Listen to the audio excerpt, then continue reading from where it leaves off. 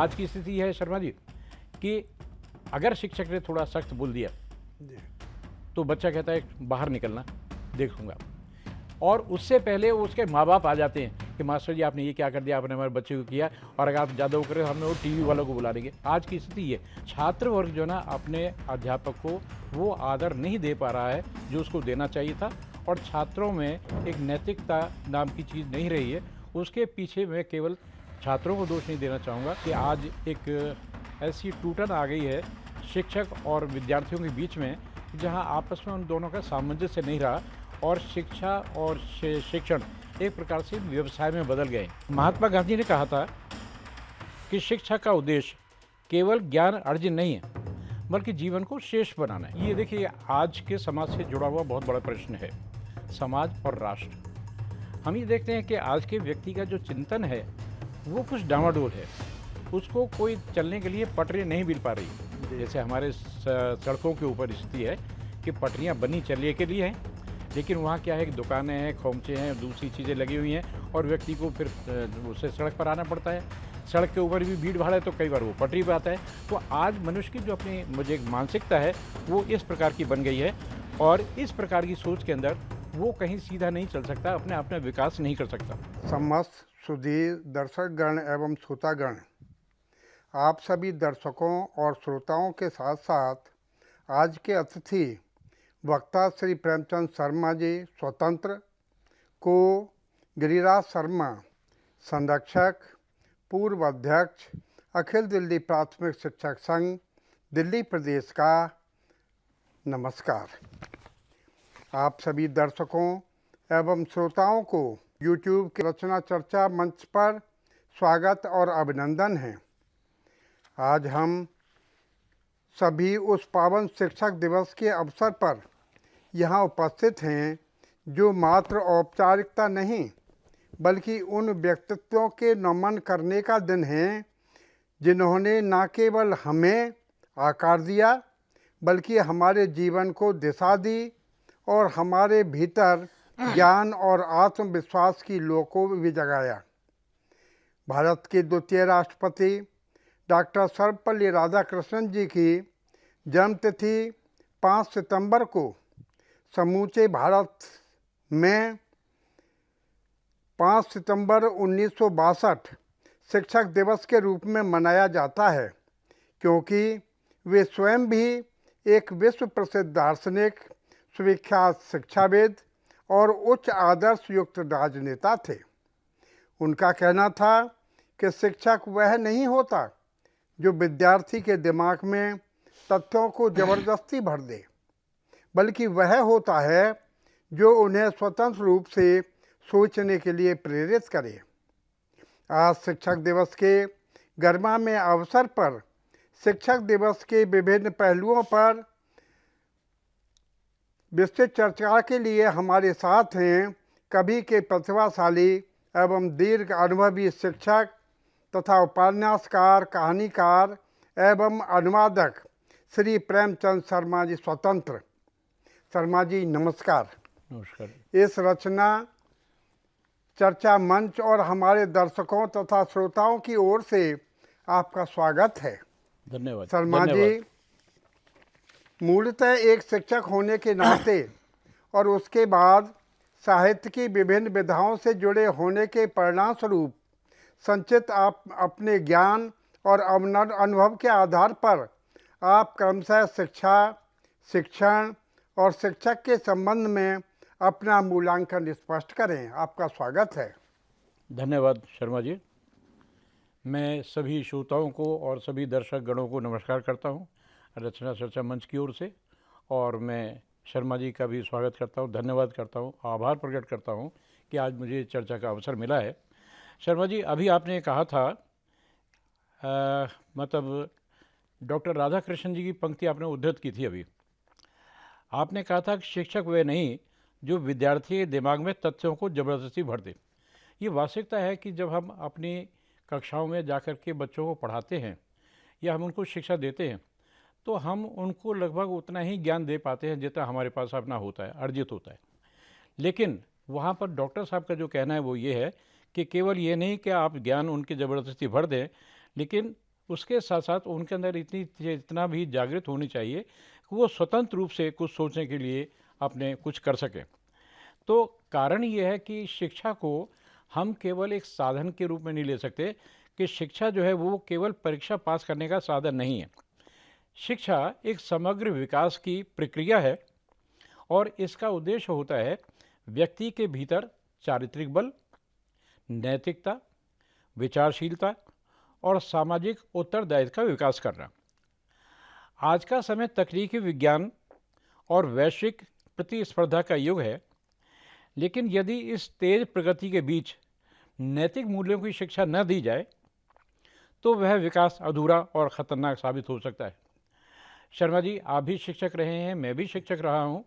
आपको अपने समय का स्मरण होगा कि जिस हम आपसे कक्षाओं में बच्चों को पढ़ाते थे, छात्रों को पढ़ाते थे, उस समय शिक्षकों के और जो शिक्षार्थी थे दोनों के संबंध बड़े माधुर्य होते थे।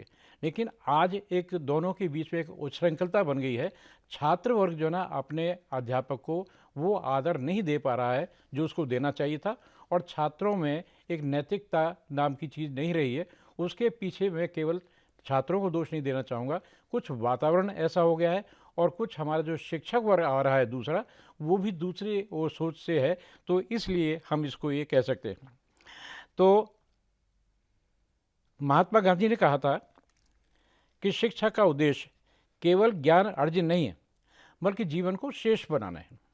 ज्ञान अर्जन एक अलग बात है और जीवन को श्रेष्ठ बनाना एक अलग बात है। जब हम ज्ञान अर्जन करते हैं तो वहाँ से हमारे समस्याओं की, हमारे ज्ञान की सारी गुत्थियाँ खुलती हैं। लेकिन जब हम जीवन को श्रेष्ठ बनाते हैं तो वहाँ विचार करते हैं अपने आचरण पर, अपने विचार पर, अपने चरित्र पर, अपनी नैतिकता पर, और हम उसको श्रेष्ठ बनाने की स्थिति में होना चाहते हैं। तो यदि हम वहाँ पर श्रेष्ठ होना चाहते हैं तो इसका जो उद्देश्य है वो केवल हमें शिक्षा से ही प्राप्त हो सकता है, उसके अतिरिक्त कुछ नहीं है। इसलिए आज ज़रूरत है ऐसी शिक्षा की जो ज्ञान के साथ संवेदनशीलता भी दे, जो रोजगार के साथ मानवता का पाठ भी पढ़ाए। आपको ध्यान होगा कि गांधी जी ने जो बेसिक शिक्षा की बात की थी, उन्होंने ये कहा था कि शिक्षा का जो उद्देश्य है वो बच्चे का सर्वांगीण विकास है। सर्वांगीण का मतलब जिसका हम ऑलराउंड डेवलपमेंट कहते हैं, तो वो स्थिति उसके बीच में थी। तो मैं समझता हूँ कि आज जो है ना वो उनको उस प्रकार से पढ़ाया जाए। शर्मा जी, आपने अभी अभी महात्मा गांधी जी के द्वारा शिक्षा के उद्देश्य से जुड़ी हुई परिभाषा के अनुसार जीवन को श्रेष्ठ बनाने का उल्लेख किया है। तो जीवन की श्रेष्ठता प्रदान करने के लिए कुछ मूल और सिद्धांत धारण करने पड़ते हैं। तो बताइएगा कि वे मूल और सिद्धांत क्या हो सकते हैं? ये आपने बड़ा अच्छा प्रश्न किया है शर्मा जी। देखिए, जब हम अपने श्रेष्ठत्व का विकास करते हैं, श्रेष्ठता का विकास करते हैं, तो ये निश्चित बात है कि जो इस समय हमारी स्थिति है हम उससे कहीं ऊपर उठना चाहते हैं, उसके लिए हम प्रयास करते हैं। जब प्रयास करते हैं तो इसके लिए हम उसके लिए सामग्री ढूंढते हैं कि क्या क्या स्थिति होनी चाहिए और क्या क्या प्रकार होने चाहिए कि जिनको अपने अंदर हम निहित करके, अपने अंदर डाल करके और हम आगे बढ़ सकें और अपने विकास कर सकें। तो इसके लिए ऐसा है कि जहाँ पर हमारी, मैं अभी जो बात कर रहा था पीछे, कि आज एक ऐसी टूटन आ गई है शिक्षक और विद्यार्थियों के बीच में, जहाँ आपस में उन दोनों का सामंजस्य नहीं रहा और शिक्षा और शिक्षण एक प्रकार से व्यवसाय में बदल गए। लेकिन वहाँ पर स्थिति क्या है? स्थिति ये है कि उसमें नैतिकता का एक अभाव है। हमारी शिक्षा में नैतिकता का अभाव है और इसीलिए उसका जो एक हमारे यहाँ पर प्राचीन मान्यता है उसमें है कि विद्या ददाति विनयम।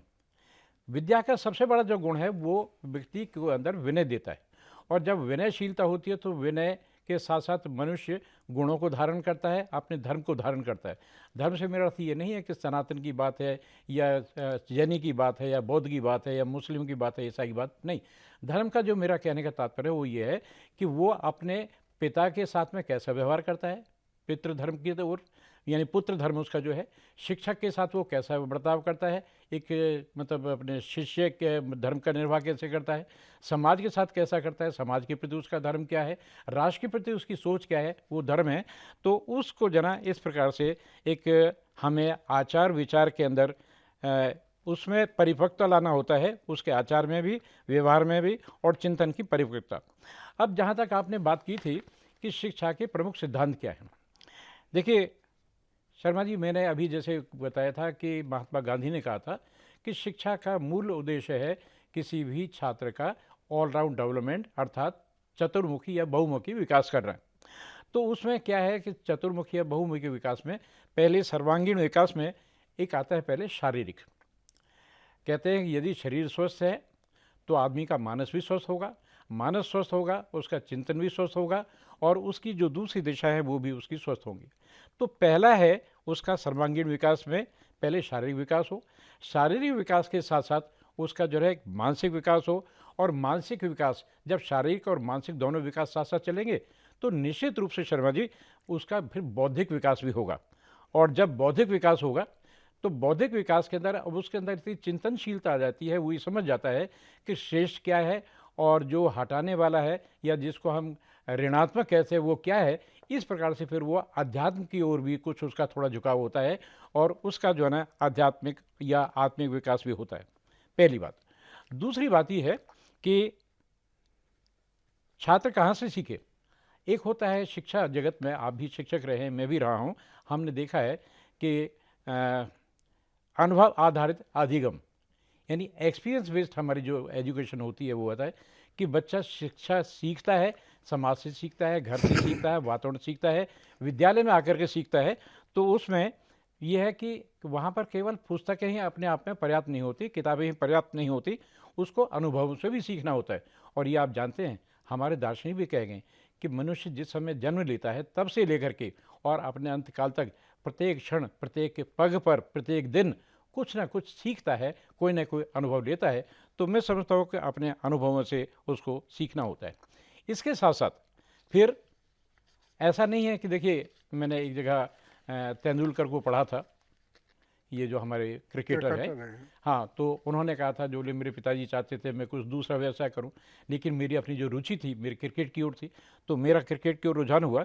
तो मेरा भी मानना वो ये है कि छात्र के अंदर उन चीज़ों का बीज डाले जाने चाहिए, उन चीज़ों की जो उसकी अपनी रुचि है।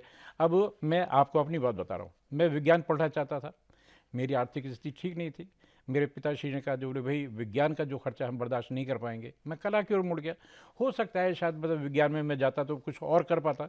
तो मैं समझता हूँ कि छात्रों को उनकी रुचि के अनुसार शिक्षा दी जानी चाहिए, लेकिन रुचि के साथ साथ ऐसा नहीं है, उसके साथ जो ना उनकी क्षमता का भी हमको निर्धारण करना है। कई बार ये होता है कि छात्र जो है उसकी रुचि कहीं और होती है, लेकिन उसमें वो क्षमता नहीं होती। अब हर व्यक्ति तो तेंदुलकर नहीं बन सकता, हर व्यक्ति गावस्कर नहीं बन सकता, हर व्यक्ति जो है ना अब ये बनना चाहता है, निश्चित रूप से वो भी चाहता है, लेकिन उसकी अपनी क्षमता नहीं होती। तो उसकी जो अपनी कैपेसिटी है उसको भी हमको देखना पड़ता है। और फिर हमें एक जो उसका है कि हर वर्ग के लिए शिक्षा की जहाँ तक बात है, उसमें हमें कहीं किसी प्रकार का भेदभाव नहीं करना है। हर वर्ग के लिए, हर जाति के लिए, हर लिंग के लिए।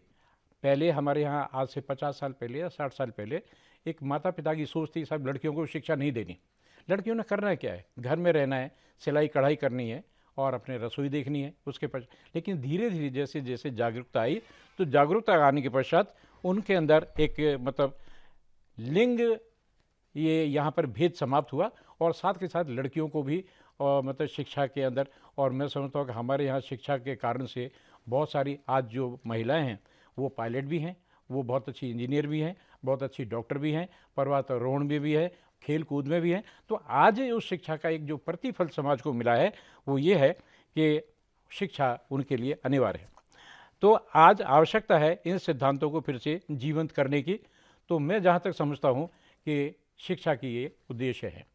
शर्मा जी, कहा जाता है शर्मा जी कि शिक्षक राष्ट्र निर्माता होता है।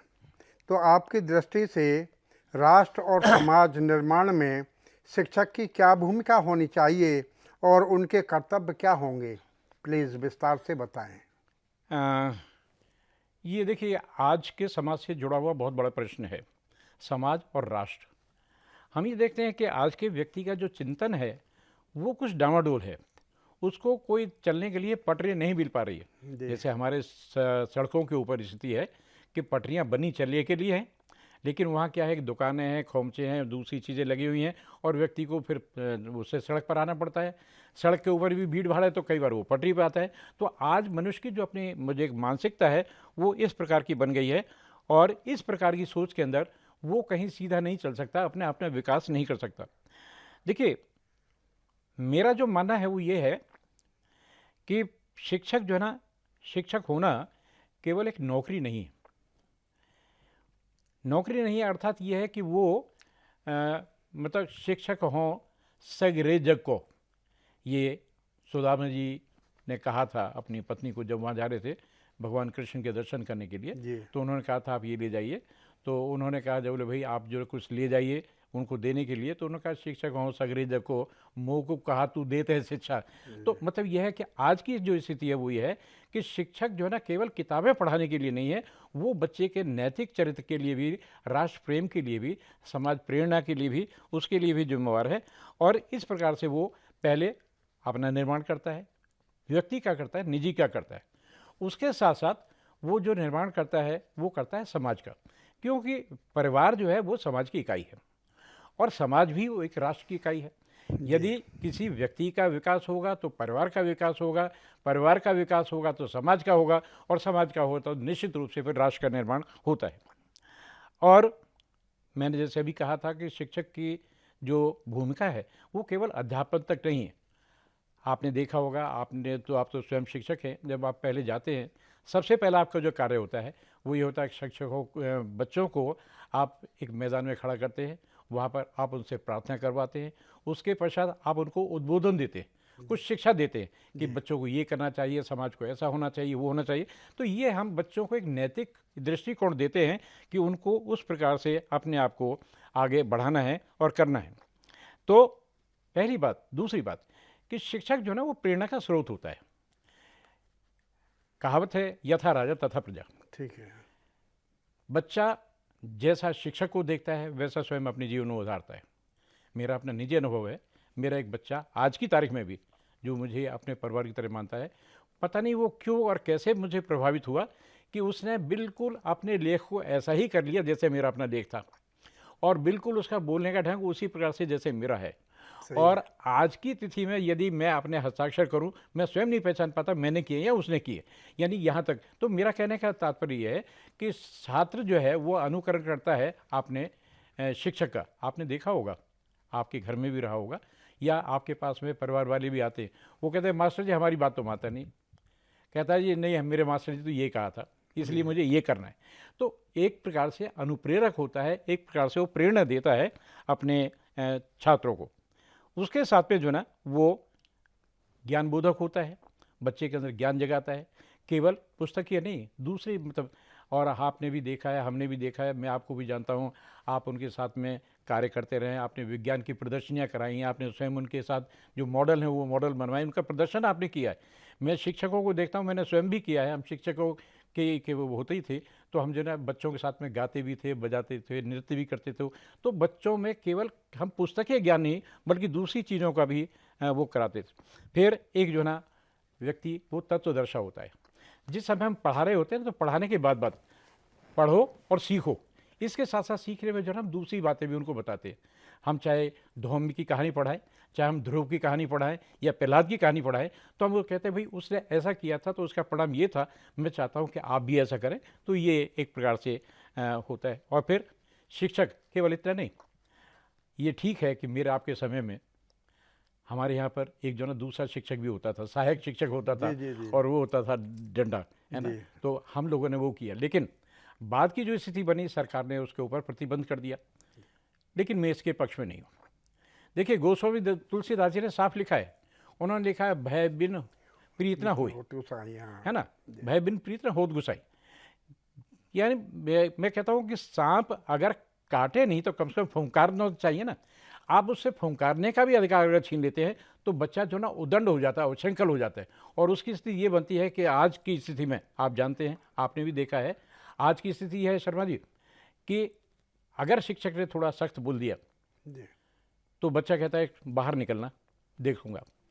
और उससे पहले उसके माँ बाप आ जाते हैं कि मास्टर जी आपने ये क्या कर दिया, आपने हमारे बच्चे को किया, और अगर आप ज़्यादा वो करें हमें वो टीवी वालों को बुला लेंगे। आज की स्थिति ये, तो मतलब शिक्षक और उनके बीच में एक भेद हो गया जो स्थिति नहीं होनी चाहिए थी।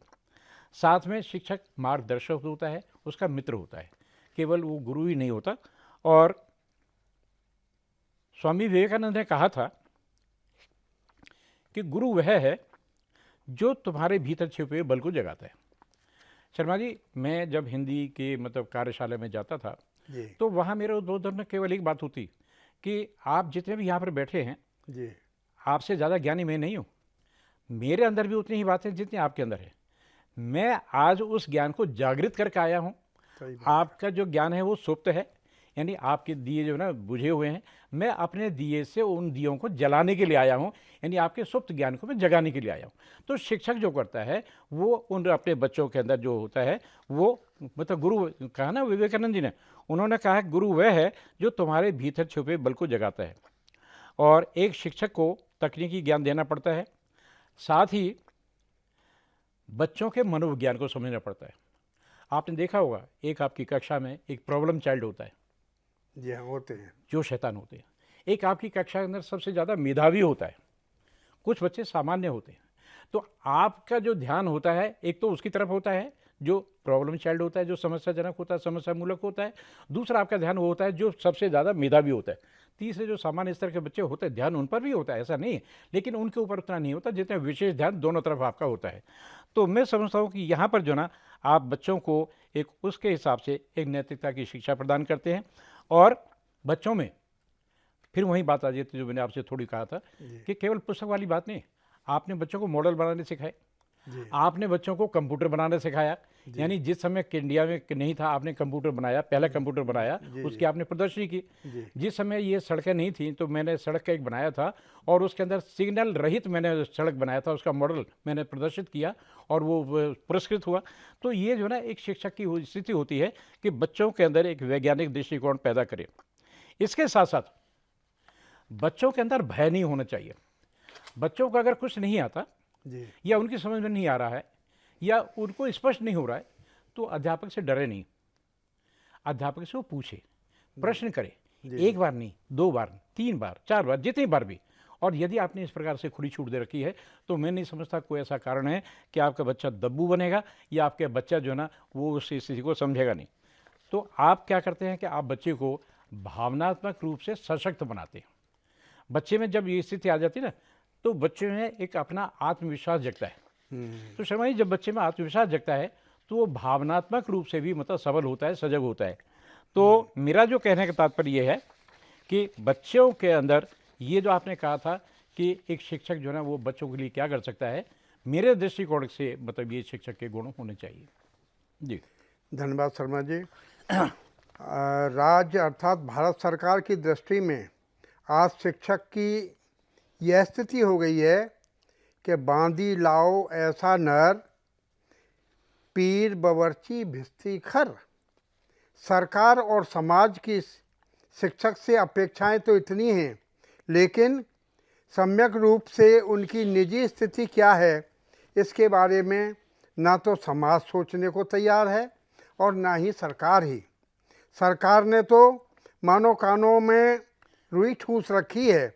आप क्या कहना चाहेंगे इस बारे में? शर्मा जी, ऐसा है कि मुझे इस विषय में चूँकि ये सार्वजनिक चर्चा है इसलिए बात करनी आवश्यक है, लेकिन मैं समझता हूँ मुझसे अधिक आपको इसके बारे में ज्ञान है। और कारण ये ना कि शिक्षा के मुद्दों को लेते हुए आप सरकार के विरुद्ध कोर्ट में खड़े हुए हैं, न्यायालय में खड़े हुए हैं, आपने शिक्षकों से जुड़े मुद्दों को उठाया है और उनके पक्ष में उनका निर्णय भी आपने करवाया है। तो मैं समझता हूँ एक शिक्षक की जागरूकता है कि शिक्षक उसको करे। और आपने अभी जो एक पंक्ति कही मुझे याद आ गया ये शायद अकबर ने बीरबल से कहा था कि बांदी लाओ ऐसा नर, पीर बवर्ची भिस्ती खर। सही बात। आज जो स्थिति है वो ये है कि शिक्षक को इन्होंने बिल्कुल उस स्थिति में लाके खड़ा कर दिया। आज की तिथि में एक शिक्षक अपनी कक्षा में नहीं पढ़ा सकता, अपना पाठ्यक्रम पूरा नहीं कर सकता।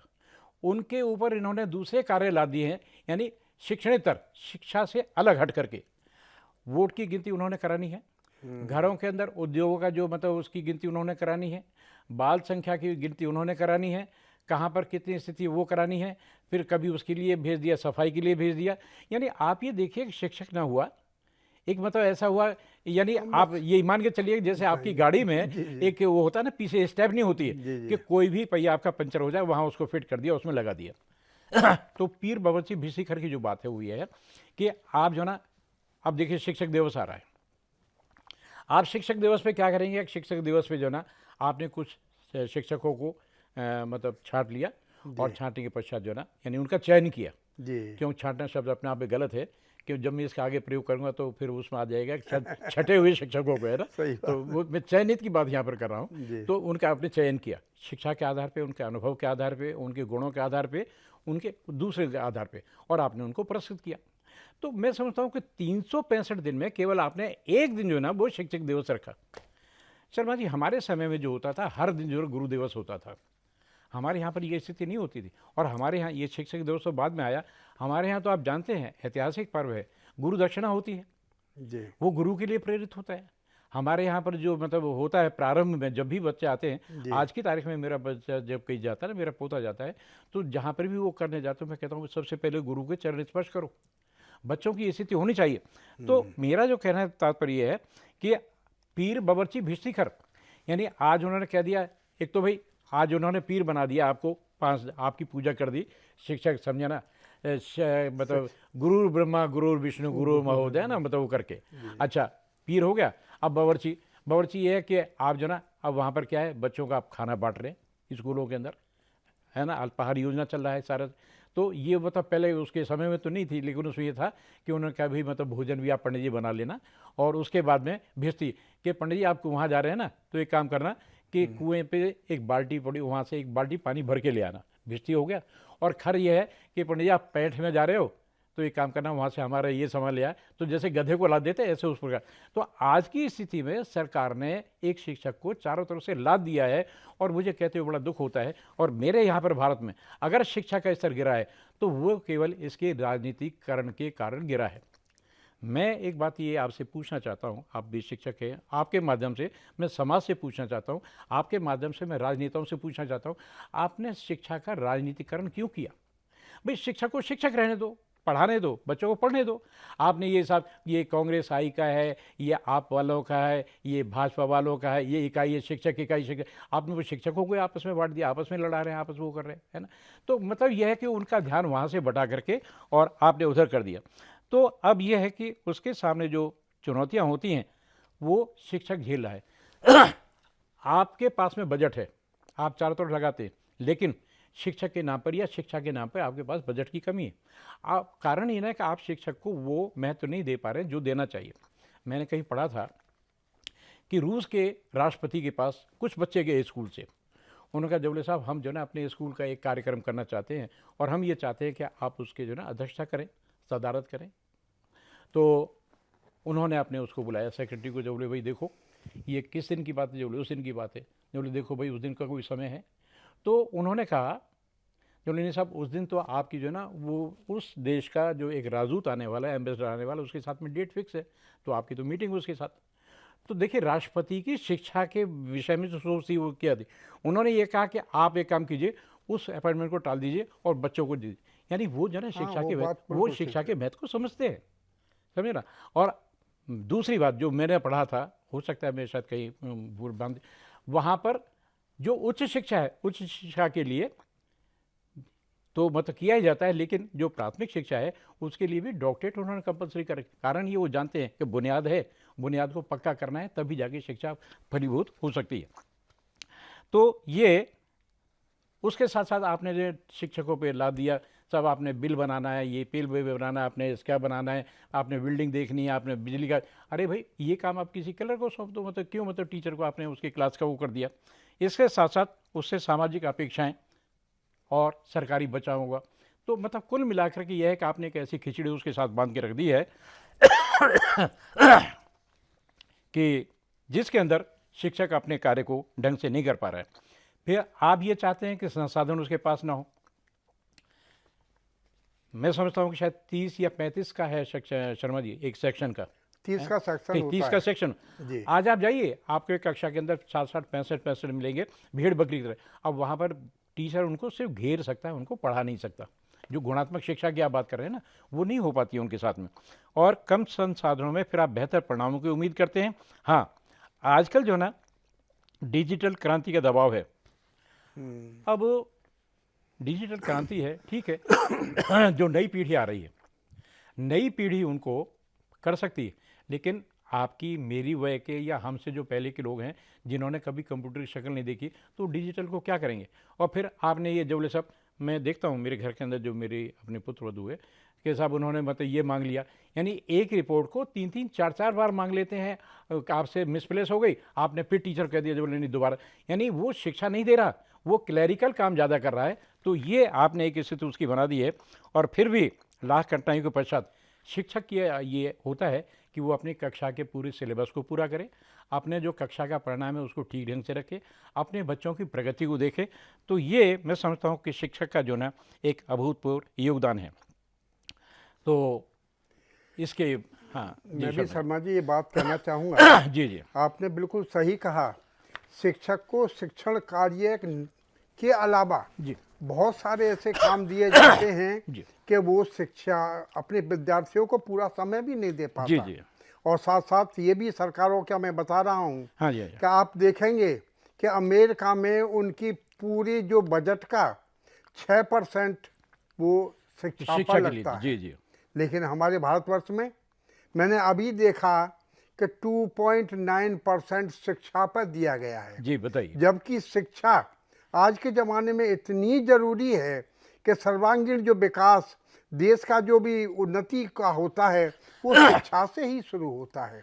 जी शिक्षक को वैसे ही निर्माता, शिक्षक राष्ट्र निर्माता नहीं कहा जाता। जी जी वो उनको भी टाइम देना चाहिए। हाँ जी शर्मा जी, आप भी जानते हैं कि मानते हैं कि शिक्षक की स्थितियाँ इतनी जटिल और गंभीर हो गई हैं। एक साहित्यिक और चिंतक होने के नाते आप कुछ निराकरण सुझा सकते हैं कि सब भी संबंधित प्रश्नों के प्लीज़ सुझा सकते हैं तो प्लीज़ बताइए। नहीं देखिए, ऐसा है शर्मा जी, ये एक बड़ा ही चिंतन का और बड़ा चिंता का, दोनों बातें, चिंतन का और चिंता का दोनों का विषय है कि आज की जो शिक्षा है उसके अंदर सुधार कैसे हो।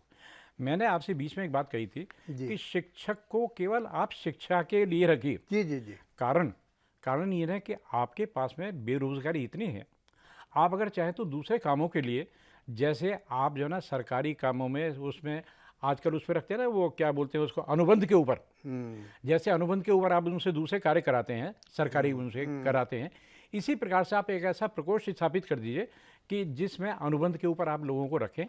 वो जो ना आपके जो उद्योगों की गणना है वो भी कर ले, जो घरों घरों जा कर के गणना है वो भी कर ले, जो वोटों की गिनती है वो भी कर ले, जो दूसरे काम है वो भी कर ले। शिक्षक केवल वहाँ से आए घर से, और आने के पश्चात अपने कक्षा में जाए, और कक्षा में जाने के बाद केवल वही काम करता रहे और उसके अतिरिक्त कुछ दूसरा नहीं। और जिस समय वो जाए बच्चों को अपना शिक्षा का कार्य दे कि भाई घर से ये अभ्यास कार्य करके ले आना और ये अपने तैयारी करके ले आना, बस उसको वहीं तक सीमित रखिए। आप जो ना उसको इधर उधर मत लपेटिए, उधर उधर मत भगाइए कि आज आपने वहाँ जाना है, आज वहाँ पर सेमिनार है, आज वहाँ पर वो। कारण ये ना कि अधिकतर जो सेमिनार हो रहे हैं, अधिकतर जो गोष्ठियाँ हो रही हैं, वो राजनीतिक कारणों से ज़्यादा हो रही हैं। उसमें क्या होता है कि प्रारंभ वैसे होता है और बाद में फिर वो राजनीतिक भाषणबाजी पर आ जाते हैं। तो मैं समझता हूँ कि आप जो ना शिक्षक को वहाँ मत रखिए। शिक्षक, और फिर शिक्षक को जो ना केवल आप ये मत समझिए कि वो एक बच्चे को परीक्षा पास करा देगा, उसको अंक दे देगा, लेकिन होना ये चाहिए कि अंक के साथ साथ जो ना बच्चे में एक रचनात्मक पैदा करे, बच्चे में एक रचनात्मकता का नेतृत्व पैदा करे, ये बच्चे उसमें होना चाहिए। दूसरी बात कि जो प्रणाली है, मुझे आपके एनसीईआरटी में 2 बार अवसर मिला पुस्तक लिखने के लिए जाने के लिए, कक्षा 5वीं और कक्षा 2री की। तो वहाँ पर जो समय निदेशिका होती थी डॉक्टर संयुक्ता लूथरा, तो मैंने उनसे प्रश्न किया। मैंने कहा पहले मतलब हमारी पुस्तकों में ये स्थिति, तो उन्होंने सीधा 2 टूक जवाब दिया। उन्होंने ये कहा कि ये सरकार की ओर से हमें मतलब ये निर्देश है कि हम इसमें ऐसा बर्ताव करें। तो मैंने कहा ये उनकी कौन सी, जब नहीं, उसमें जितने भी होते हैं वो सारे IAS होते हैं और दूसरे लोग होते हैं, वो अध्ययन करने जाते हैं कि शिक्षा में सुधार कैसे हो। यानी भारत के अंदर आप शिक्षा में सुधार चाहते हैं, उसके लिए आप जा रहे हैं अमेरिका, उसके लिए जा रहे हैं आप जापान। अरे आपने तो भारत में करना है, आपने जापान में थोड़ी सुधार करना है जा करके। तो आप वहाँ यहाँ की जो भूमि देखिए, यहाँ की आवश्यकताएं देखिए, तो उनके हिसाब से आपने उसमें करना है। तो ये जो ना होना क्या चाहिए कि बजाय आप आईएएस भेजने के उसमें आप शिक्षकों की भागीदारी कीजिए। शिक्षक अनुभवी होता है, उसको पता है मुझे क्या चाहिए, कब चाहिए और कितना चाहिए। तो ये है। और जहाँ तक शिक्षण के प्रशिक्षण को है, उसको व्यवहारिक बनाना चाहिए, उसको प्रैक्टिकल बनाइए। उसको बहुत ज़्यादा कि उसने डॉक्टर उसने ये कहा, डॉक्टर मतलब महात्मा गांधी ने ये कहा और रविन्द्रनाथ टैगोर ने ये, अब दुनिया भर के पाठ उसको मत पढ़ाइए। आप उसको ये बताइए कि आपको बच्चे को कैसे आपने उसको करना है, नियंत्रित कैसे करना है, उसको समझाना कैसा है, कैसे आपने कक्षा में बच्चों को पढ़ाना है। तो ये एक प्रेरणादायक बनाया जाना चाहिए। और फिर अगर शिक्षकों में एक बात अगर शिक्षकों को सरकार की ओर से सम्मान नहीं मिलेगा, मैं अपनी बात ये बीच में रोक करके, शर्मा जी हम सब पारिवारिक हैं, हम जानते हैं। जो मेरे श्रोता बजट ही नहीं होगा तो सामान मिलेगा कहाँ नहीं से? नहीं, जो बजट मेरे बहुत कम है। जो मेरे श्रोता है, जो मेरे दर्शक हैं, वो भी इस बात को जानते हैं। आप जानते हैं कि परिवार के मुखिया का यदि आदर सम्मान नहीं होगा, जी, है ना, घर के लोगों की ओर से, और उसमें पहले दूसरे नंबर पर उनके जो भी है वो आ जाते हैं। यदि वो नहीं करेंगे तो बच्चे नहीं करेंगे, जब घर परिवार नहीं करेगा तो समाज के दूसरे लोग नहीं करेंगे।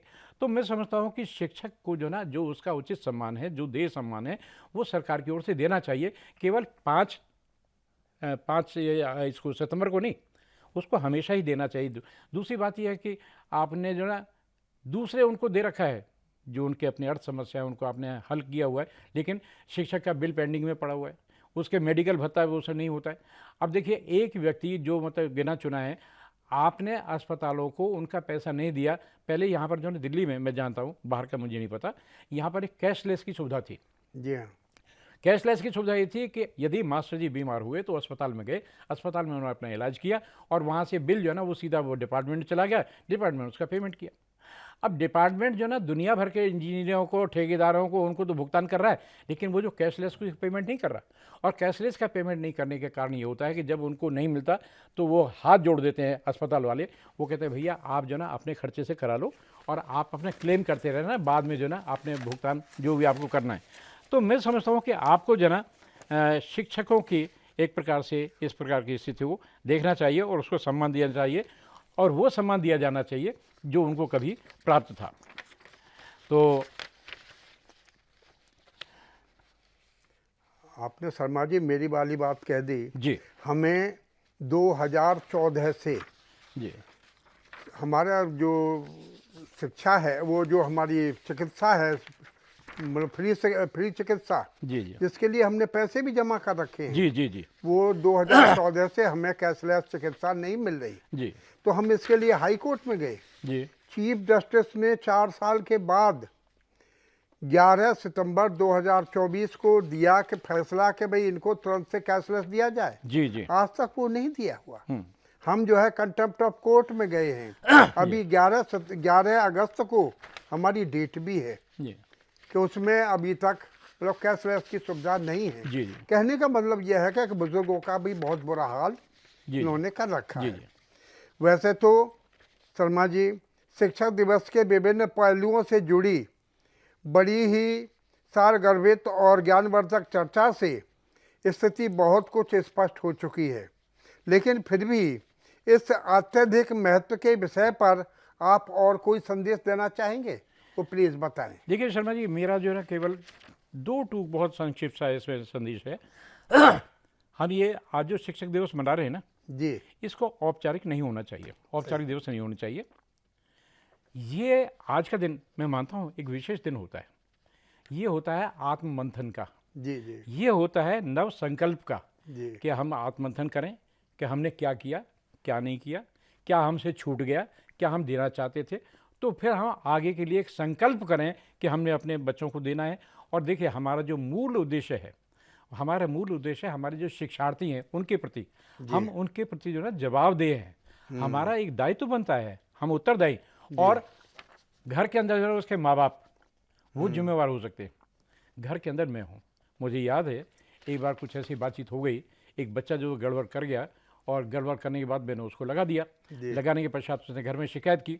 वो वहाँ पर आया, आने के पश्चात जो है ना, जब मैंने उनके सामने वस्तुस्थिति स्पष्ट की, तो वस्तुस्थिति स्पष्ट होने के बाद में उनको लगा कि जो वास्तव में बच्चे की गलती है, वो फिर बच्चे को मारने को दौड़े। फिर मैंने बच्चे को अपने पीछे किया। मैंने कहा देखिए साहब, ये काम आप यहाँ नहीं करेंगे। बच्चा आपका घर पर है, घर पे आपका बच्चा है, यहाँ ये मेरा बच्चा है, मैं आपको ये काम यहाँ नहीं करने दूंगा। तो हम अपने बच्चे को पुत्रवत पुत्रीवत समझते हैं, तो हम जो ना उसी प्रकार के उनको संस्कार दें। सबसे बड़ी बात जो ना शर्मा जी, आज की स्थिति में क्या है कि हम बच्चों को एक तो नैतिकता नहीं दे पा रहे हैं, दूसरा हम उनको संस्कार नहीं दे पा रहे। हम जो ना शिक्षा क्या है? शिक्षा होता है अंदर की, ये तो हम उनको पुस्तकीय ज्ञान दे रहे हैं। आज की तारीख में मैं जानता हूँ जो लोग पीएचडी हैं और उनको ढंग से बात करने का पता नहीं है। बड़े बड़े राजनेता आज की तारीख में इतने अशिष्ट बोलचाल, यानी एक वैसे राजनीतिक हो जाए मुझे कहना नहीं चाहिए, वो बिना अवे तवे के, बिना तू तड़ा के बात ही नहीं करते। यहाँ तक कि प्रधानमंत्री पद की गरिमा को भी मतलब उन्होंने किया हुआ है। तो ये जो शिष्टाचार है, ये शिष्टाचार शिक्षा का अंग होना चाहिए। तो शर्मा जी, ये संकल्प देवन होना चाहिए। और शिक्षक जो ना केवल पाठशाला नहीं बनाता, वो पीढ़ियों का निर्माण करता है। जी हाँ, जी हाँ। एक शिक्षा नहीं, इसके बाद कारण ये जो बच्चा यहाँ सीख के जाएगा वो अपने बच्चों को सिखाएगा, उसके बाद तो पीढ़ियों का वो निर्माण करता है। और जब शिक्षक दृढ़, सशक्त और नैतिक होता है, तभी राष्ट्र मजबूत होता है। इस अवसर पर हम सभी को चाहिए कि हम अपने शिक्षकों को केवल सम्मान ही ना दें, बल्कि उनके मूल्यों को अपनाएं भी, और एक ऐसा समाज बनाएं जहाँ शिक्षक फिर से यानी केवल शिक्षक ना रहे, वो गुरु तुल्य हो। जैसे हमारे पहले गुरु होते थे, गुरुओं के प्रति हमारी श्रद्धा होती थी, हम नतमस्तक होते थे, उनके प्रति हमारा आचार विचार होते थे। आज ये नहीं है कि जैसे बाहर निकले हुए। तो हमें बच्चों को उस स्थिति में लाना है।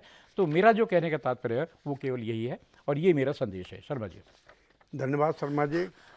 शिक्षक दिवस पर हुई विस्तृत और सर्वोपयोगी चर्चा के आलोक में एक दूरगामी और सकारात्मक निष्कर्ष यह निकलता है कि समाज और सरकारी तंत्र को शिक्षक के प्रति अपनी नकारात्मक और अपेक्षात्मक सोच और धारणाएं त्यागनी होंगी। शिक्षण और शिक्षार्थियों के लिए चहुमुखी विकास और कल्याण की दिशा में निर्बाध कार्य करने की खुली छूट दे दें तो बहुत ही थोड़े समय में समाज और राष्ट्र में बहुत ही सुखद और चमत्कारी परिवर्तन देखने को मिल सकते हैं।